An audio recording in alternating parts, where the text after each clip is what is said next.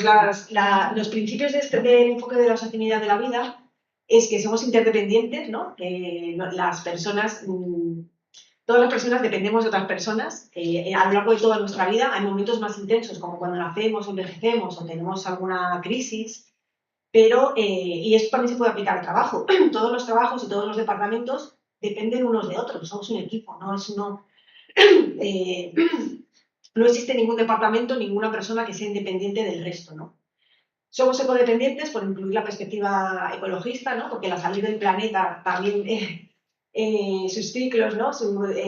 La biodiversidad pues está íntimamente relacionada con la vida humana y no podemos volver la espalda, ¿no? Como se está haciendo al cambio climático, a las causas que generaron la pandemia que vivimos, ¿no? Con cara ya hemos pasado página y la pandemia quedó como en las antípodas. Es una economía al servicio de la vida porque lo que buscamos con nuestros trabajos, si tenemos un enfoque de sostenibilidad de la vida, es hacer trabajos que sean socialmente necesarios, ¿no? Entiendo que estamos, ¿no? Que en nuestro sector intentamos resolver, ¿no? Como necesidad, no buscamos el lucro o la especulación, ¿no? Sino que buscamos resolver necesidades sociales y humanas, ¿no? Y esto muchas veces, incluso en los sectores sociales, se nos olvida, ¿no? Vamos con pues no, cada vez la burocracia, los requisitos de las financiaciones, ¿no? Nos hace muchas veces el perder de vista es qué trabajos estamos haciendo, qué necesidades estamos resolviendo, están siendo útiles, estamos resolviendo, ¿no? Que yo creo que muchas veces el nivel de vida y de trabajo que llevamos nos hace perdernos, ¿no? de esa economía al servicio de la vida y de las necesidades humanas.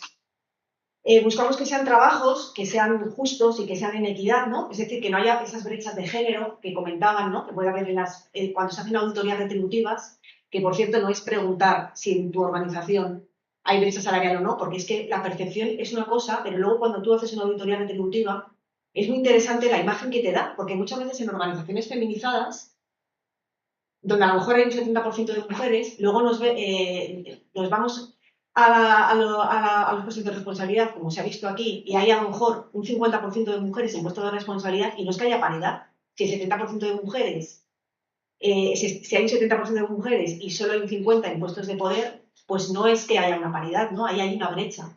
Y lo mismo si hacemos auditorías retributivas, que es muy difícil porque a veces no tenemos, esto es lo que hay que hacer en los planes de igualdad, pero nos ayudan a ver no solo la base salarial, sino todos los pluses y un montón de cosas que es lo que marca la diferencia, ¿no? Y que cuando se hace ese mapa y esa foto fija, en los diagnósticos de igualdad, muchas veces hay cosas que van en contra de lo que percibíamos. Que tú te dices, anda, pues sí que hay una brecha, ¿no?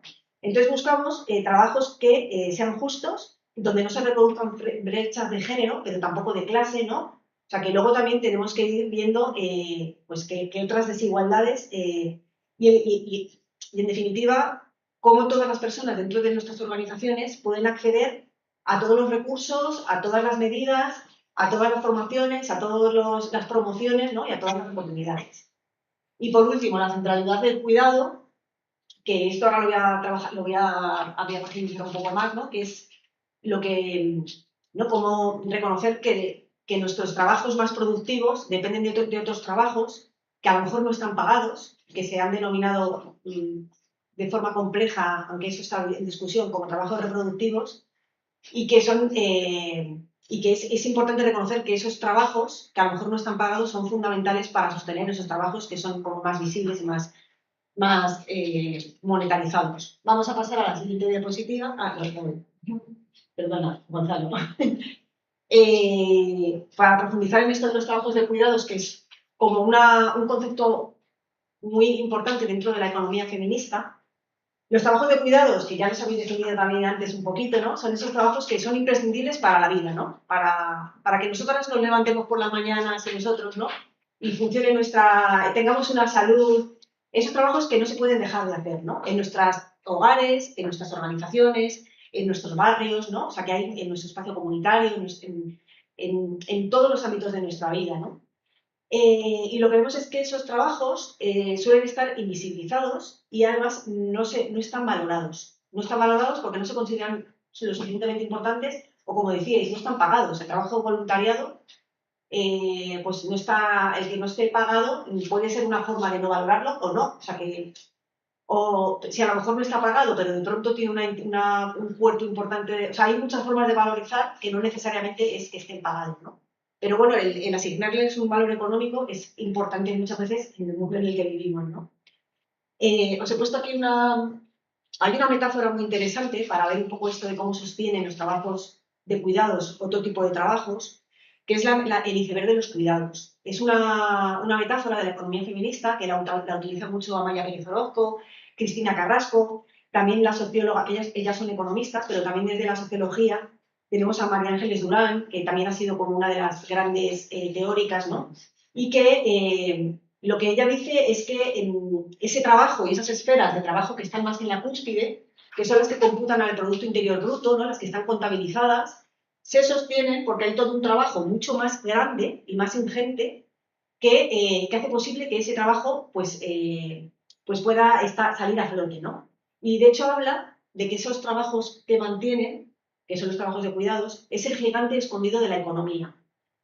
Porque no solo sostienen, sino que además generan riqueza, ¿no? Entonces esto es un debate que hay dentro de la economía feminista, si llevar a todos estos trabajos que sostienen, ¿no? El escuchar una organización, ¿cuáles serían los trabajos que sostienen que nos hacen sentirnos cuidadas, ¿no? Pues que de pronto nos escuchen, que alguien haya hecho un protocolo para resolver los conflictos, que alguien haya identificado los trabajos que muchas veces son importantes para ponerlos en valor y repartirlos, ¿no? Que alguien acoja a alguien que viene nuevo a la organización, ¿no? Hay un montón, es que son infinitos, ¿no? Muchos trabajos que muchas veces no están ni considerados como una tarea, ¿no? Están así como que están un poco dejados a quien los asuma de forma informal, pero que lo que nos dice Ángeles Durán es que esos trabajos sí que generan riqueza, ¿no?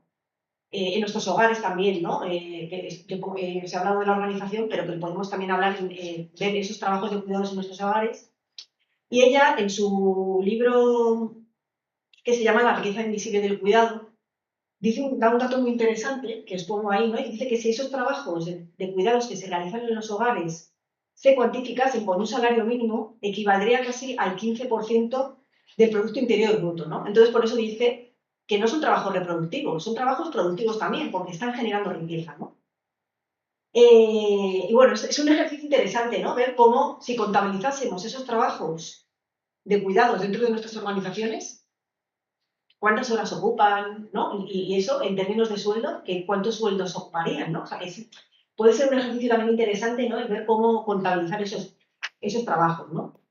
Que normalmente, como os digo, no están pagados, no suelen estar, a veces no son consideradas competencias profesionales, incluso cuando se hace la valoración de los puestos de trabajo, esos trabajos muchas veces no están tipificados, ¿no? Y es algo que es importante que esté, ¿no?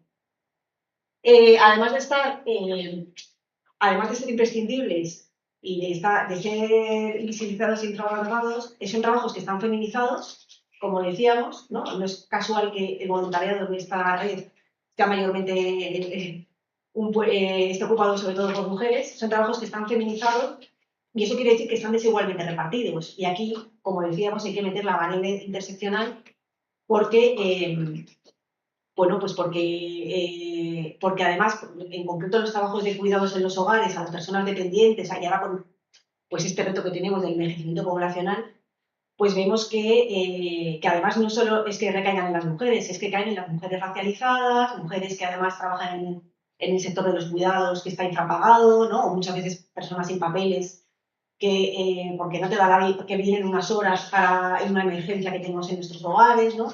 Entonces, bueno, es importante ver cómo no solo está feminizado, sino que está cada vez más racializado, ¿no?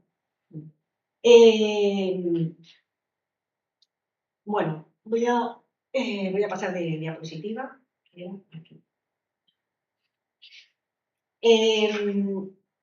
Bueno, esto habéis dado algunos datos sobre brechas conciliación en vuestra red, pero yo voy a hablaros de unos datos un poco más macro, que también son reveladores, de cosas que siguen estando y cosas que están cambiando, pero que hay que mirarlas con matices, ¿no? Estos son algunos datos de brechas de género que nos ilustran que sigue existiendo un desigual reparto de cuidados en nuestros hogares y en nuestras vidas y qué relación tiene esto con nuestro trabajo y con nuestro ámbito laboral, ¿no? Por un lado, si echamos mano de estos permisos de cuidados, pues tenemos las excedencias de cuidados, tenemos las reducciones de jornada, los permisos de nacimiento y de cuidado, ¿no? Si echamos mano, si miramos las excedencias por cuidados, ¿no? De personas, por cuidados de personas menores o personas dependientes, ¿no? Vemos que ¿quiénes son las personas que mayormente son las que solicitan las excedencias por cuidados? Pues sigue siendo mayormente mujeres, ¿no? Datos de hace muy poquito del Ministerio de Inclusión nos dicen que el 84% en 2024 fueron mujeres. Y que esto, ojo, ha mejorado, porque antes era más del 90%. O sea, quiere decir que cada vez hay más hombres que sí que solicitan excedencias por cuidados, pero todavía son muy poquitos.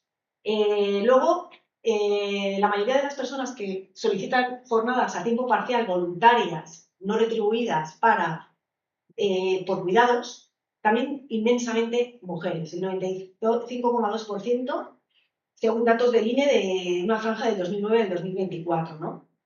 Hay que decir que esto es superior en el empleo privado, posiblemente sea superior en los sectores, es más en el sector privado que en el público, porque en el público tiene mejores condiciones laborales, es una cuestión de derechos laborales, ¿no? Y sobre todo se da en sectores feminizados, ¿no? Que tienen la hostelería, el sector de los cuidados, el tercer sector, ¿no? Eso también donde más hay, posiblemente será mayor que este porcentaje. Reducción de jornada por cuidados familiares. También una reducción que tú la solicitas de forma voluntaria porque quieres cuidar, ¿no? También el 85% son mujeres las que solicitan, según el Observatorio de Recursos Humanos, con datos del 2024. Vale, en todas estas tres medidas vemos que mayormente son mujeres, aunque en algunas ha mejorado algo en los últimos años. Si nos vamos a los permisos de nacimiento y cuidado de menores, de pronto, ¿qué vemos? ¿Hay más hombres, más padres o más madres que solicitan los permisos? Más padres. Bueno, pues de pronto te quedas impresionada, ¿no? Y dices, hay más hombres hay más padres. Entonces, bueno, es verdad que históricamente esto hay que matizarlo, ¿no? O sea, que los datos siempre hay que contextualizarlos, ¿no? Y matizarlos. Históricamente las mujeres son las que se han tomado este permiso, especialmente las madres biológicas, por el tema del embarazo, por el parto y también porque las leyes de conciliación estaban enfocadas eran permisos para madres muchas veces, para maternidad. Esto ha cambiado mucho, ¿no? Como decíamos, las leyes de conciliación han ido cambiando mucho también por transposición de directivas europeas y de hecho ahora ya no se habla de permisos de nacimiento, de paternidad o paternidad, sino permisos de cuidados a menores, o sea, como que incluso que ha ido cambiando, ¿no? Y lo que quería decir es que este dato tiene en cuenta a los hombres que solicitan permisos por cuidado de menores que están trabajando, que tienen un contrato laboral, pero tendríamos que ver del total de padres que existen, cuáles se cogen un permiso para cuidar a los menores y también en este dato no entran todas las madres que no están en el mercado laboral que cuidan a los menores, ¿no? O sea, que muchas veces hay muchas mujeres, entonces, claro, o sea, que si de pronto esto es un dato que hay que contextualizarlo, porque tendríamos que tener en cuenta el total de madres y padres que existen, que se hacen cargo de los menores o de las personas. En el ámbito exclusivamente laboral. Sí, esto es en el ámbito laboral. Pero claro, entonces decimos, qué bien, estamos mejorando, pero decimos, ojo, vamos a contextualizar esto. Y es verdad que que muchas veces esto nos... Y también que vemos que este permiso es un permiso retribuido 100%. O sea, que los otros permisos no son retribuidos. Entonces, yo no me voy a pedir una excedencia para cuidar si yo eso no lo asume la Seguridad Social o sea, que lo asumes tú de forma voluntaria, ¿no? Entonces, ¿esto qué genera? Estos tres primeros, como están más feminizados, al final eso está relacionado con una feminización de la pobreza. Porque las mujeres al final están renunciando, tienen menos salario cuando se reduce la jornada, cuando se solicitan una excedencia, tienen menos pensiones retributivas. Luego, cuando muchas veces te incorporas, cuando te has cogido una baja o tú has sido la que ha reducido tu jornada, tienes menos posibilidades de promocionar, ¿no?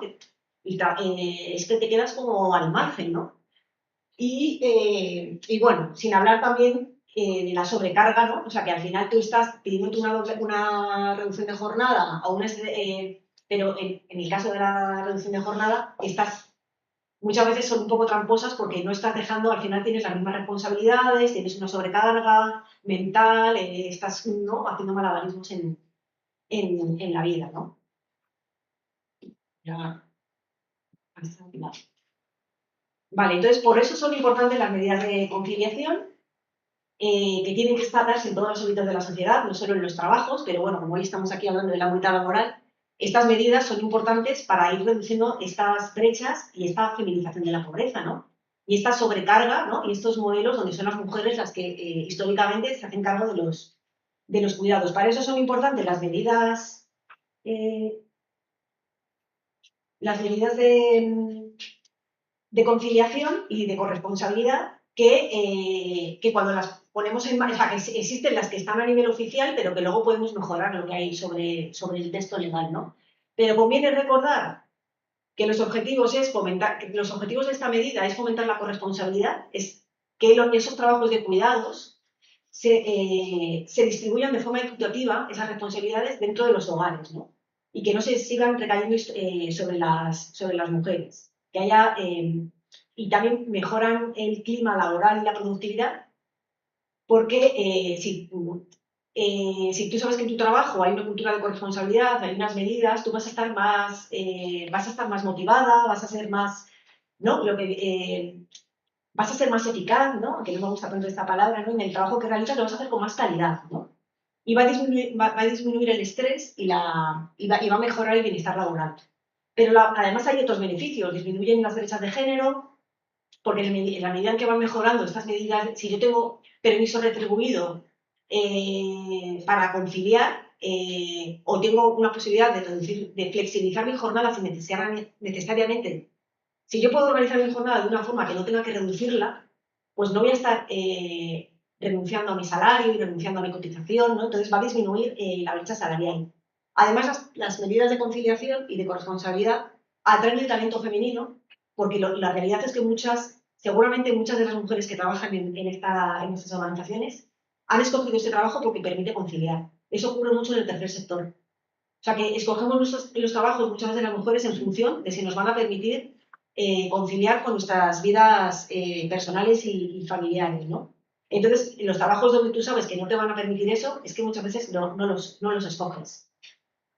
Entonces estás dejando de atraer a un talento femenino que es muy importante, ¿no? Y además estas medidas pues, van a favorecer que haya más mujeres, que haya menos techo de cristal, ¿no? Que haya una cultura más corresponsable, que no esté penalizado que tú te reduzcas tu jornada o que organices tu jornada para poder atender a otras necesidades que tienes en tu vida personal, que eso no va a ser algo disuasorio y no va a ser algo incompatible con los puestos de responsabilidad, ¿no? Bueno, algunos matices también, ¿no? A la hora de pensar las medidas de conciliación y corresponsabilidad de nuestras organizaciones, es que no son una solución al problema de las mujeres, que a día de hoy todavía nos encontramos con campañas de sensibilización en algunas organizaciones, incluso en algunos ayuntamientos, que hacen campañas de conciliación que se dirigen a las mujeres, que dicen, apoyamos a las mujeres, la conciliación de la vida laboral de las mujeres es posible. Estos son lemas de campañas, como a ver, no es un problema de las mujeres, es un problema social de todas las personas, ¿no? No solo tienen que estar dirigidas a personas que tienen hijas o hijos o menores a su cargo, también a personas, ¿no? Y ahora cuando personas que tienen a sus padres, a sus madres, que envejecen, ¿no? Y que de pronto pues, viven más, pero a lo mejor con deterioro cognitivo, o de pronto te le da un ictus a tu pareja, ¿no? Hay que incluir todas las casuísticas de cuidados intensivos que no son solo en el caso de menores, ¿no? Que esto es verdad que los permisos de cuidados han ido mejorando y han ido incluyendo también tímidamente, pero que sí que han ido abriéndose, ¿no? Y tampoco deben estar dirigidos no solo exclusivamente a las personas que tienen responsabilidades de cuidados, de menores, de mayores, de personas enfermas, ¿no? Porque al final el derecho a conciliar también lo tienen las personas que no tienen hijos, que no tienen hijas, o que son jóvenes y aún no tienen a sus padres mayores, ¿no? El derecho a conciliar tu vida personal, como decíamos al comienzo, ¿no? Decía al comienzo Beatriz, tu vida personal con tu vida familiar, pero también, o sea, tu vida laboral con tu vida familiar, pero también con tu vida personal. A lo mejor tú quieres estudiar, o quieres estar metida en el 8M, en la plataforma antidesahucios de tu barrio, ¿no? No quieres estar solo trabajando todo el día, sino que quieres compatibilizarlo con otras... Y eso es conciliar también, ¿no? Luego eso, porque no se trata de conciliar todos nuestros ámbitos de la vida. También hay que decir que no es un problema privado, ¿no? Que muchas veces es como no es un problema privado que tú gestionas en tu hogar. O sea, de pronto tener un hijo o una hija con autismo que tiene unas necesidades de cuidados intensivas no es algo que se tienen que comer las familias y gestionarlo de forma privada, ¿no? Es un problema social que tenemos que, donde tiene que haber una corresponsabilidad de hombres y mujeres, pero también de las empresas, de las organizaciones y también del Estado y de las políticas públicas. O sea, tiene que ir todo, o sea, tiene que haber cambios en nuestros hogares, cambios en las políticas públicas y cambios en nuestras políticas organizacionales, ¿no? Y luego también es verdad que no podemos, o sea, que las políticas laborales y las políticas dentro de nuestras empresas, pues pueden hacer, no pueden hacerlo todo, ¿no? O sea, no podemos suplir las carencias del estado de bienestar. Por ejemplo, si en la pandemia cierran los centros de día, cierran las escuelas, ¿no? O sea, o hay un recorte de la ley de dependencia y no llega, es que eso es muy difícil que las organizaciones suplan esas carencias, ¿no? O sea, que a veces las medidas de conciliación no van a poder suplir. O sea, que eso es un problema más estructural y más de fondo. Podemos ser agente político, de incidir para que cambien esas políticas, pero no tenemos los recursos ni la capacidad de suplir las carencias del estado de bienestar. Que podemos mejorar algunas cosas, pero no podemos suplirlo, ¿no? Y que requieren, como decían, un cambio organizacional. Al final las medidas de conciliación y requieren un cambio de cómo nos organizamos socialmente, cómo organizamos el trabajo y cómo organizamos la vida, ¿no? Y pasa por nuevos modelos de liderazgo, nuevos modelos laborales, ¿no? Donde pues tengamos en cuenta todas estas cuestiones, y esto no es algo que se hace de la noche a la mañana, sino que es algo que es complejo y que nos va a tocar ir haciéndolo porque tenemos muchos retos ahora mismo de cuidados en la sociedad y es que no nos va a quedar otro. Hay diferentes tipos de medidas. Están los permisos legales, que generalmente son permisos retribuidos muchas veces, ¿no? Que han ido mejorando, como hemos visto, pero luego también, y ya las habéis mencionado, están las medidas que tienen que ver con la organización del tiempo y del trabajo, ¿no? Las medidas que tienen que ver con reducir la jornada, no reducir la jornada en horas, sino una jornada intensiva, te puede facilitar la vida, poder elegir cuándo entras, cuándo sales, ¿no? Es lo que se llama flexibilidad horaria o flexibilidad de jornada. O sea, esto muchas veces te puede apañar para no tener que pedirte una baja o no tener que pedirte una reducción. O sea, a veces no queda otra que pedir una baja porque no puedes, pero a lo mejor no tienes que reducirte la jornada si puedes organizarla, ¿no? La movilidad, el teletrabajo también se nos ha presentado como una medida de conciliación, pongo así con paréntesis porque también hay que matizarla mucho, ¿no? De hecho, hay un estudio que ha hecho un GT sobre las medidas de teletrabajo aquí en España y nos dice que, bueno, que realmente las medidas el teletrabajo a día de hoy lo siguen solicitando más hombres que mujeres. Y solo, ¿en qué momento histórico creéis que en España lo solicitaron las mujeres más que los hombres de teletrabajo? ¿Cuándo? Con el COVID. Con el COVID. En la pandemia, de pronto se duplicó el número de mujeres que teletrabajaron, pero es algo que otra vez ha vuelto a reducirse y son más hombres los que se cogen el teletrabajo que las mujeres. Y fue en el COVID porque nos cerraron, porque no te quedaba otra que tener a tus hijos o tener a tus padres en tu casa y tener que cuidar, ¿no? Entonces, claro, este estudio dice, ojo, las medidas de teletrabajo, aquí las medidas de flexibilidad laboral y de teletrabajo que se han impulsado en España, se han hecho al calor de la pandemia de una forma forzosa. En otros países no se han pensado como medidas de conciliación. O sea, ahora las estamos viviendo en nuestras organizaciones como medidas de conciliación, pero esas son medidas que se hicieron de forma forzosa durante la pandemia. En otros países tienen mucho más recorrido en las medidas de conciliación y realmente se han pensado para favorecer la conciliación. Aquí no se pensaron para eso, entonces las medidas que hay hoy por hoy no están bien diseñadas y lo que nos dicen es que la flexibilidad por sí misma, el teletrabajo por sí mismo no es corresponsable si no va dotado. O sea, que muchas veces puede generar incluso todo lo contrario, ¿no? O sea, que de hecho, bueno, hay un estudio muy interesante que también os lo daré luego en la bibliografía, que te habla de que, bueno, pues que ojo con el teletrabajo si no va acompañado de otros procedimientos y de otros protocolos. Muy de tiempo. Vale. Ahora creo que no. Perdón. Ah.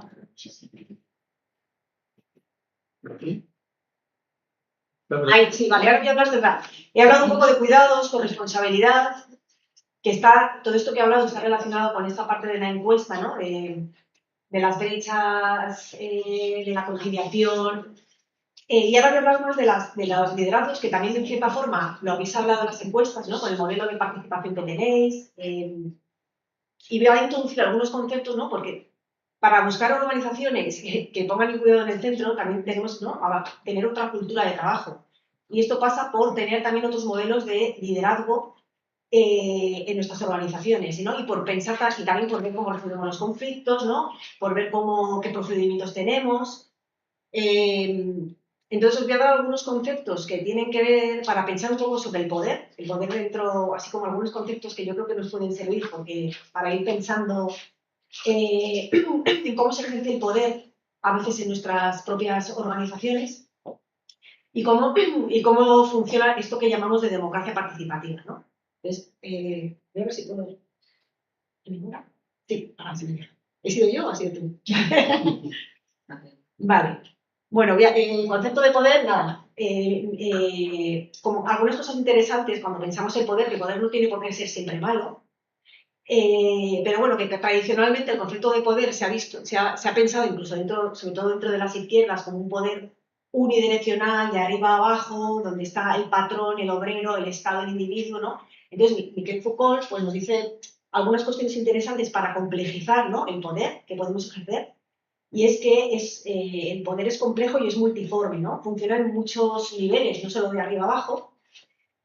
Puede estar, por ejemplo, el patriarcado, no solo se da a nivel institucional cuando ha habido leyes discriminatorias, ¿no?, que han ido cambiando y mejorando, sino también a nivel micro, en nuestros propios hogares, ¿no? Ya decía, el feminismo, lo personal es político, o sea, que nuestras relaciones, en las aplicaciones, en las relaciones interpersonales, pues ahí también se ejerce poder, ¿no? Entonces no es solo a nivel macro, sino a nivel micro, es multinivel. Y además, una misma persona puede ejercer poder y a la vez estar sometida. O sea, que no siempre estamos en la condición de... que podemos estar en las dos posiciones porque el poder se articula con otro tipo de relaciones, ¿no? Y esto tiene que ver mucho también con la interseccionalidad.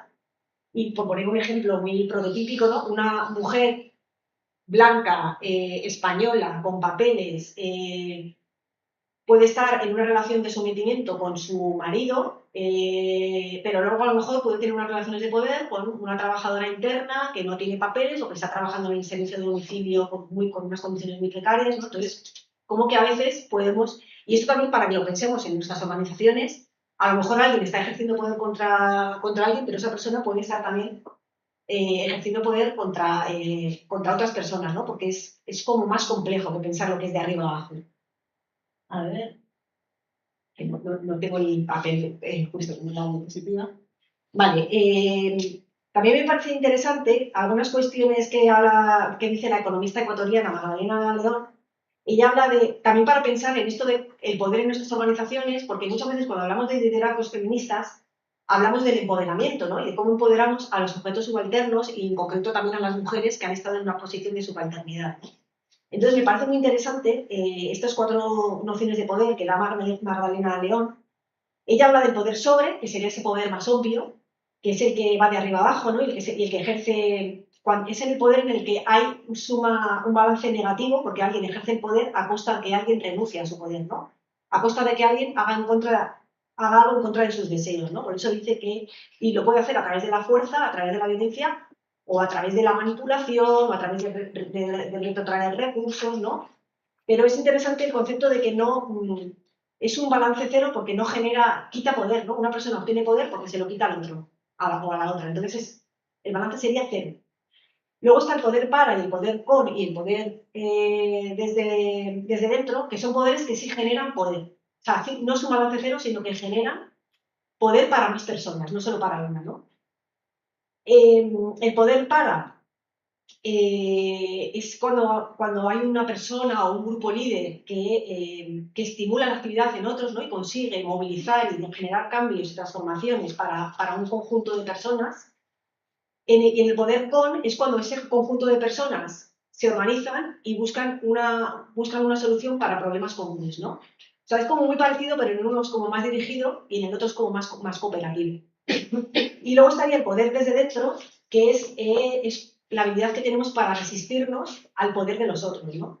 Mediante el rechazo, ¿no? El poner límites, el resistirse a que alguien nos ejerza dominación, ¿no? Y me parece muy interesante, ¿no? Dentro de la teoría feminista, estos conceptos, porque cuando hablamos del empoderamiento de los sujetos subalternos y del empoderamiento de las mujeres, porque han estado en una situación histórica de dominación, a veces más sutil, no es porque alguien ejerza poder físico sobre ti, sino porque pues de pronto no te reconocen, te hacen pequeñita, porque tú además estás socializado en el síndrome de la impostora, no hay una serie de circunstancias que hacen que muchas veces estemos como que no estemos las mujeres en los puestos de responsabilidad y de liderazgo, y por eso se habla del empoderamiento. Pero el empoderamiento, como dice Magdalena León, que no es solo el empoderamiento individual, que muchas veces parece que tenemos que ser superwoman y ser ahora como las mejores dirigentes. Me parece interesante porque tiene como un enfoque más comunitario, ¿no? Y más de equipo. O sea, porque habla de que el empoderamiento lo que conduce es a lograr una autonomía individual, a estimular la resistencia, pero también la organización colectiva y la protesta mediante la movilización, ¿no? O sea, como que el proceso de empoderamiento parte primero de un proceso individual, de tomar conciencia de tus límites, de la injusticia, pero que luego eso se tiene que trascender y tiene que generar pues, cambios colectivos, ¿no? Para todas las mujeres y para todas las personas, ¿no? Hacer más conceptos interesantes para pensar sobre los liderazgos y el poder. Otra teórica súper interesante es la historiadora y antropóloga Almudena Hernando. Ella lo que dice es que las relaciones de poder están muy relacionadas con la identidad de género, ¿no? Con cómo se construye nuestra identidad de género, ¿no? O sea, que no es tan fácil muchas veces el proceso de empoderamiento o el proceso de que haya de que haya menos hombres en los puestos hablando en los puestos de responsabilidad, porque tiene que ver con cómo se ha construido nuestra identidad, ¿no? Y que la identidad femenina, las mujeres nos hemos socializado en una identidad relacional. Es decir, que lo importante para nosotras muchas veces es conocer y saber responder a las necesidades de los otros y de las otras, ¿no? Y habla, esto está muy relacionado con la ética del cuidado, ¿no? El conocer el dar respuestas gratificantes y complacientes. Mientras que a los hombres se les ha socializado en la construcción de la individualidad, en conocer sus propios deseos y en ser capaces de llevarlos a cabo, ¿no? Y que esto está muy relacionado con una ética del logro. Entonces, bueno, esto es, pues a la hora de pensar, ¿no? En los procesos de liderazgo, de empoderamiento, también es ver cómo deconstruimos esta socialización en las que estamos, ¿no? Que, mira, tan básica es como mirar en los juguetes mismamente, ¿no? Los juguetes que históricamente, ¿no? En los catálogos hay para niñas, son juguetes que tienen que ver con el cuidado, ¿no? El cuidado de los demás, cocinar, cuidar bebés, y sin embargo los juegos que se realizan los niños, pues son más juegos que tienen que ver más con la individualidad, ¿no? Con tu logro, pues con construir la ingeniería, ¿no? Que esto también está cambiando, ¿no? Pero que en cosas tan básicas vemos que hay una socialización muy diferente, ¿no? Y también hay, bueno, Almudena Hernando, no voy a detenerme mucho, pero ella dice que ella, más que poder, utiliza la palabra autoridad. Y dice que la autoridad es algo relacional, es algo que no es impuesto, sino que es una capacidad que tú tienes de influir, pero que te la han dado los demás, ¿no? Que te la mereces por tu antigüedad, por tu experiencia, ¿no? La distingue frente al poder, que es algo que se impone, y dice que la autoridad es más relacional y que las mujeres estamos más acostumbradas a una autoridad que a un poder, ¿no? No sé si me estoy explicando así algo muy complejo, como muy rápido, pero dice que estamos muy acostumbrados a ejercer la autoridad, pero no el poder. Pero que para llevar a cabo cambios sociales tenemos que asumir no solo la autoridad, sino también el poder. O sea que que muchas veces nos da miedo el imponernos, el poner límites, el disentir, y dice que eso también es importante, porque para lograr algunos derechos muchas veces hemos tenido que, las mujeres vamos a tener que ir en contra de otras personas, ¿no? O sea, que a veces para defender, pues vas a tener que poner límites y vas a tener que imponerte, ¿no? Y que eso no es malo, ¿no? Que hay que combinar las dos cosas. Y otro concepto interesante de Marcela Lagarde, en relación con la autoridad, que también hay como muchas discusiones, muchas teorías, pero es como que dicen que la autoridad relacional se ejerce en el espacio privado, entonces que es importante sacarla al espacio público, ¿no? Que esa autoridad nos reconozcamos en lo público y que además se distribuye. Bueno, así como conceptos que creo que son interesantes para pensar en claves de poder, empoderamiento, liderazgos. Luego también otra cuestión importante que tiene que ver con el techo de cristal y con los liderazgos es la participación, ¿no? Si no hay procedimientos claros que se conozcan o no participamos en igualdad de condiciones, no vamos a poder tomar decisiones, ¿no? Y aquí, pues todo esto que se habla, el eje de la democracia, la democracia participativa, es muy importante a la hora de analizar y de autodiagnosticar nuestras organizaciones. Y desde aquí, desde las teorías feministas, también se ha complejizado este tema, ¿no? Por ejemplo, el modelo de la democracia deliberativa, que es un modelo que parte de una crítica a la democracia parlamentaria, donde se vota y dicen, bueno, pues es que esto no es realmente una participación real. Este tipo de democracia participativa lo que busca es abrir espacios de deliberación, donde supuestamente por abrir un espacio de deliberación ya estamos participando en igualdad de condiciones. Pero ¿qué nos dicen algunos feministas? Ojo, por el hecho. Este procedimiento argumentativo no necesariamente hace que todo el mundo participe en igualdad de condiciones, porque muchas veces el que mejor argumenta, el que más se atreve a ocupar el espacio público, el que no tiene síndrome del impostor, el que está socializado en la ética del logro, el que domina un idioma, el que de pronto tiene una situación vital, no sé, como que hay muchos factores que hacen que tú pues vayas a argumentar mejor que otra persona, ¿no? Entonces, que hay personas que tienen más privilegios para argumentar mejor y bueno, pues que esto puede ser tramposo. También está el modelo del proceso asambleario, que no sé cuál es el proceso que hay, ¿no? Pero que en muchas organizaciones pues hay asambleas o plenarios donde pues que se buscan como abrir espacios también para favorecer la participación real, ¿no? Supuestamente, pero ojo, también, por ejemplo, Joe Freeman nos hablaba que muchas veces estos modelos que además buscan como, venga, aquí abrimos aquí el turno de palabra y participamos quien quiera. Dice, eso tampoco favorece que todo el mundo participe en igualdad de oportunidades. De hecho, hay un texto muy conocido que es La tiranía de la falta de estructuras, que dice que precisamente en muchos colectivos y organizaciones sociales, cuando no hay estructuras claras, ni procedimientos, ni metodologías participativas para dinamizar las discusiones, al final pues siguen hablando quienes más hablan, ¿no? Quienes más ocupan la palabra, quienes más antigüedad tienen en la organización, quienes tienen más rango, quienes han cocinado previamente las familias políticas, ¿no? Entonces, que es muy importante, pues que eso también puede ser tramposo. Luego está Marion Young, que es una socióloga estadounidense, Iris Marion Young. Ella habla de democracia comunicativa y me parece interesante algunos principios que dice, que por ejemplo habla de reconocer la pluralidad de perspectivas cuando llegamos a consensos o cuando tomamos decisiones o llegamos a acuerdos. Hay que reconocer que hay diferentes formas de expresar las cosas y que lo que para una persona, que una misma cosa no tiene por qué significar lo mismo para todas las personas. Esto sobre todo es interesante, no sé si trabajáis con otros territorios en América Latina, ¿no? Pero esto se ve muchas veces hay como una mirada, a veces también incluso muy colonial, ¿no?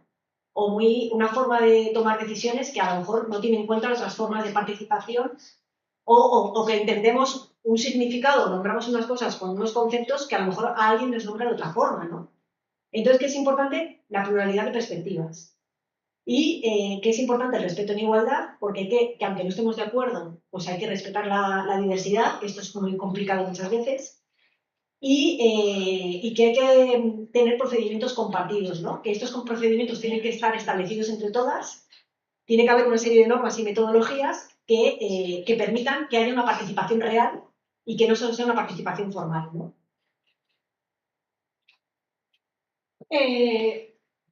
Bueno, yo quería terminar con las capacidades, con los liderazgos feministas que se llaman así. Marcela Lagarde habla de los liderazgos entrañables, que son liderazgos desde las propias entrañas, desde nosotras mismas. Matizar que las teorías de Marcela Lagarde están muy dirigidas a las mujeres, como que es como que da una serie de claves para el empoderamiento de las mujeres, pero que yo creo que son igualmente válidas para todos los grupos subalternos, ¿no? Todas las personas que se quedan a los márgenes del poder, ¿no? Y de la hegemonía. Y ella habla de que hay que tener unos principios éticos, unas capacidades éticas, y luego también unas capacidades constructivas. Y así habla de la mismidad, que tiene que ver con que es importante construir ese yo de las mujeres o de esos sujetos subalternos, que tiene que ver con esto que decíamos antes de construir nuestra individualidad, porque estamos educadas muy en la individualidad, en la relación, ¿no? Entonces, cómo construir nuestra propia individualidad, desarrollar el yo misma, que, pues eso, pues frente al principio de cortesía de la inferioridad, ¿no? De colocarnos siempre como impostoras, como inferiores, ¿no? Pues el poder, ¿no? El desarrollar yo misma. También esto lo podríamos pensar para los hombres, que sería, ¿no? Cómo deberían desarrollar su identidad relacional. Cómo no solo pensar en ti mismo, sino pensar también, ¿no? En esa ética del cuidado y pensar en los demás, ¿no? Habla de la sororidad, que es como una forma específica de solidaridad entre mujeres, y que se refiere no tanto a que seamos amigas y estar 100% de acuerdo, sino que buscamos que hagamos pactos, ¿no? Como por ejemplo estáis haciendo la red, la Comisión Feminista, yo lo veo como un espacio, una red de pactos de mujeres dentro de las organizaciones que les interesa el feminismo, que les interesa trabajar estos temas y que se unen pero no solo para ellas, sino para buscar el bien común de las organizaciones, ¿no? También habla de la solidaridad con los hombres igualitarios o feministas, que es, ¿no? Como esto de hacer pactos con los aliados. Habla de la igualdad basada en las diferencias y en la diversidad. No, o sea, que no somos todas iguales y que vamos a ser diversas, y eso hay que reconocerlo, pero sí que tiene que haber una igualdad en las normas y en los procedimientos, ¿no? Es lo que se llama la isonomía. Y ya termino con esta. Bueno, tenía también ejemplos que no me ha dado tiempo. ¿Sí? Vale, tengo. Ya, vale. Bueno, también las capacidades constructivas de los liderazgos, que habla de Marcela Lagarde, de desarrollar la capacidad argumentativa, de aprender a disentir, ¿no? El poder desarrollar nuestra capacidad de acuerdos parciales, el desarrollar liderazgos justos y eficientes, ¿no? Que cómo se entiende esto de la eficacia, porque no hay una fórmula mágica, pero es algo que se tiene que definir entre todas y todos, colectivamente, en función de unos objetivos. Tiene que ser liderazgos incluyentes y convocantes, que abarquen a la mayor diversidad de voces posibles, ¿no? Tienen que practicar la ética de la convivencia y tenemos que aprender a poner los límites, a no querer abarcarlo todo y a saber echarnos a un lado también para que aparezcan otros nuevos liderazgos, ¿no? Hacerse a un lado para que emerjan liderazgos nuevos, ¿no? Y darle paso a la gente más joven, ¿no? Que muchas veces. Luego habla de la autoridad, reconocer la autoridad meritoria y autorizarnos, porque normalmente tendemos a ser mucho más críticas con nosotras mismas o con nuestras congéneres y a veces incluso nos auto-boicoteamos, ¿no? Entonces es como poner valor en nuestras propias acciones, ¿no? Promover el mentor, y para eso es importante, espacios de confianza, espacios de acompañamiento, que tiene que ver con el mentorazgo y con la tutoría. También, eso os lo daré en la bibliografía. Este es un artículo que yo escribí, porque estuve viviendo en México cuando hice el máster de descolonización, y bueno, pues dentro de las comunidades zapatistas tienen muy trabajado cómo se ejerce poder, cómo se comparte el poder y que no haya un culto a la personalidad. Entonces tenían algunas claves muy interesantes, que es obligarse a sí mismas y convertir en tarea colectiva la participación de las mujeres. O sea, esto es muy importante, que las mujeres participen. También decían que todas las personas tienen que aprender a gobernar. Es decir, no solo las personas más válidas o con determinadas habilidades tienen que gobernar o tienen que estar en puestos directivos, sino que todas las personas tienen que estar en puestos de responsabilidad y tienen que aprender a gobernar. Que esto es algo que se aprende. Aunque no estés muy preparada, ¿no? Esto, por ejemplo, Territorio Doméstico, que es un colectivo de trabajadoras domésticas, lo tiene súper integrado, ¿no? Ellas tienen portavocías rotatorias, porque creen que todas tienen la capacidad de aprender a hablar ante los medios de comunicación. Que hay que generar confianza y acompañar para vencer. Claro, gobernar da miedo, Entonces, que hay que acompañar y hay que generar espacios de confianza y de formación para acompañar a vencer el miedo a gobernar. Y que, y esto es importante, que a veces nos lo dejamos de lado, ellas hablan de reconocer y nombrar las situaciones de sexismo. Y esto es muy importante. Ahora estamos haciendo desde Pandora un estudio sobre los protocolos de acoso en el tercer sector, en la economía social y solidaria. Y una cosa que estamos viendo es que cuando no hay liderazgos comprometidos con, pues que cuando hay una situación de acoso, si las personas que ocupan, en este caso el patronato, las personas en puestos directivos, no tienen claro que están en contra de que eso suceda, es que es muy difícil, la gente no va a acudir a esos protocolos, va a ir por otros lados, ¿no? Es importante que nos posicionemos y que esté claro, ¿no? Que haya puestos de responsabilidad comprometidos con la lucha contra el machismo, el sexismo y la discriminación en general, ¿no? Y también dicen que el cuidado tiene que ser una responsabilidad colectiva para que las mujeres pues puedan también dedicarse a gobernar. Tenía también algunos ejemplos de Joe Freeman, que os daré la diapositiva porque no me da tiempo, ¿no? Pero que, por ejemplo, el tema de la rendición de cuentas me parece como algo importante que dice, ¿no?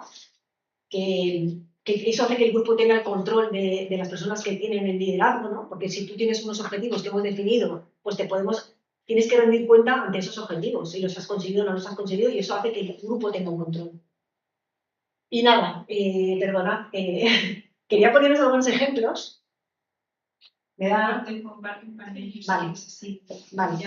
Bueno, hay muchos ejemplos de todo esto que hemos hablado, de poner cuidado en el centro. Pues yo, por ejemplo, el puesto de coordinación, nosotras estamos en un grupo de segundo grado, que es Tangente, que somos 17 cooperativas, y en la estructura hay personas, lo que tenemos es un liderazgo. El puesto de coordinación no es una persona coordinadora, es un puesto tripartito. Es un puesto donde hay 3 personas, que eso hace que no esté adscrito una persona, y como vemos en este testimonio, pues no tener tanto, pues favorezca que más mujeres participen en esos puestos de coordinación porque no se sienten imprescindibles y porque se sienten acompañadas. De hecho, ahora mismo hay 3 mujeres en la coordinación. Y luego, además, buscamos que sean representativos de todas las organizaciones, hay diferentes líneas de trabajo, diferentes, como que no somos todas las cooperativas, hacemos lo mismo, entonces que sean, en la medida de lo posible, representativos y que sean rotativos. Y en esta rotación es muy importante, pues que, por ejemplo, cuando una persona sale, te queda alguien que ya ha acumulado saber y experiencia para que la persona que entre tenga un tiempo, para que de pronto sientan 3 personas nuevas, que no por todo lo que ya has ido acumulando de sabiduría, pues lo pierdes, ¿no? Entonces, es un proceso donde hay una rotación y hay un acompañamiento y no rotan todos los puestos a la vez, ¿no? Y luego, además, por ejemplo, cuando una persona sale y entra otra, hacemos nominaciones, nominamos las candidaturas, los equipos como que nominan a gente y tenemos como un compromiso de nominar a compañeras que nos parece o sea, como que, por ejemplo, si alguien te nomina y dice, yo quiero que tú estés, muchas veces eso va a favorecer que tú te presentes, ¿no? Porque si depende de ti, dices, ¿y quién soy yo ¿no? Como para presentarme? Pero si alguien te nomina, que no es obligatorio, si tú luego no quieres, pues no. Pero que es algo que está funcionando muy bien. Tenemos también madrinas para, a ver, alguna otra.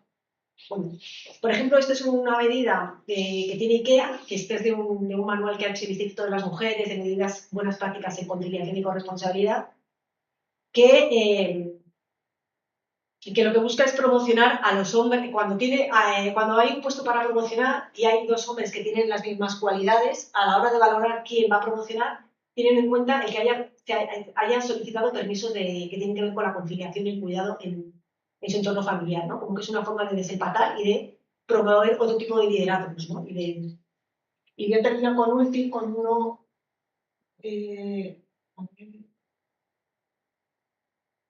Bueno, voy a hablar con este último que es de mi cooperativa, que es cuando nosotros hacemos los plenarios, hacemos la evaluación estratégica por el enfoque de sostenibilidad de la vida, de los trabajos, lo que vemos es, analizamos los trabajos que hemos hecho en el año y tenemos en cuenta de esos trabajos cuáles son pagados y cuáles no son pagados. O sea, hay trabajos que hacemos que son de estructura, que tienen que ver con formarnos, con crear protocolos de funcionamiento, que no están pagados, entonces como que tenemos en cuenta todos los trabajos, ¿no? Los pagados y no los pagados. Y dentro de los trabajos pagados tenemos en cuenta el plano económico, que han estado, bueno, pues sí, han estado si no nos hemos ido de plazos, han salido rentables, ¿no? Han estado bien pagados, han cubierto como el precio hora, ¿no? Que está estipulado, pues nosotros trabajamos con precio hora.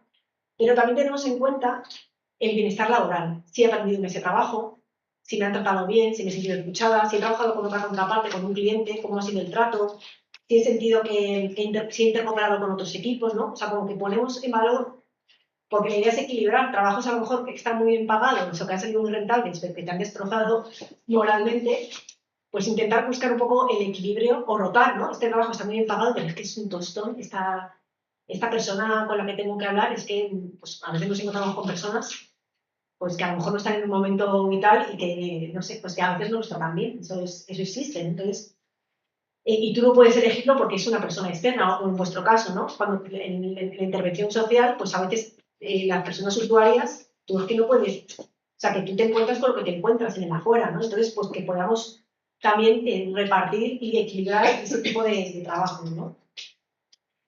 Y bueno, y a partir de ahí, pues una vez que hacemos esa valoración, también eso, identificamos los trabajos que hay que son de estructuras que no están pagados, intentamos muchas veces sacar un presupuesto para esos trabajos y también repartirlos. O sea, como si no podemos pagarlos todos, ¿no? O sea, que tipo, yo no me puedo liberar de mi jornada laboral 10 horas todas las semanas para este trabajo que tiene que ver con amadrinar, acoger, crear protocolos. A lo mejor sí que puedo tener 4 horas a la semana que están dentro de mi jornada contabilizadas, pero otras 4 horas no, pero esas 4 horas no pagadas se van repartiendo en otro año es otra persona la que tiene 4 horas de su jornada no pagadas, dedicadas, o sea, no pagadas contablemente dentro de la contabilidad, no es que no estén dentro de tu jornada laboral. Y nada, perdonad que me estén un poco en los conceptos, pero bueno, que hay muchas medidas que se pueden poner en marcha y por lo que veo, pues algunas de las que estáis, por lo menos conocer las dificultades que tenemos para poder pensar cómo las resolvemos. Muchas gracias, Soraya. Yo creo que ha sido muy interesante y sobre todo bueno, que al final ya se ha jugado con experiencias reales que realmente, bueno, pues otras formas se pueden implementar, ¿no? Yo creo que saco sobre todo los retos, ¿no? Por un lado, el valorar este trabajo de cuidados, que este sistema capitalista no lo valora, ¿no? Y por otro, que las mujeres tenemos que seguir obligándonos a ocupar espacios. Porque yo, por ejemplo, me encuentro en algunos movimientos donde hay ciertas tareas y en ciertos grupos de coordinación y en órganos decisorios a menor escala, donde las mujeres hablamos, donde hay un problema y en cuanto vamos ascendiendo al último órgano decisorio con una asamblea anual, ¿no? De repente las voces son únicas, hombres y nos tenemos que escribir las unas a las otras, que esto ha pasado, obligándonos o animándonos a hablar, porque hay un miedo, hay una inseguridad y hay que ver, y justamente creo que he explicado la estructuralidad de dónde viene esa inseguridad, ¿no? Bueno, me parece muy interesante cómo aplicarlo también a nivel de organización. Así que nada, con esto nos vamos al café para retomar energías y... Una petición por atender a nuestras compañeras que están online, simplemente darles una palabra, un eco, porque alguna se va a desconectar ahora y bueno, no sé, no dedicamos mucho tiempo, pero Ángela, Inmaculada, ¿algún eco, alguna pregunta para Soraya, algún comentario?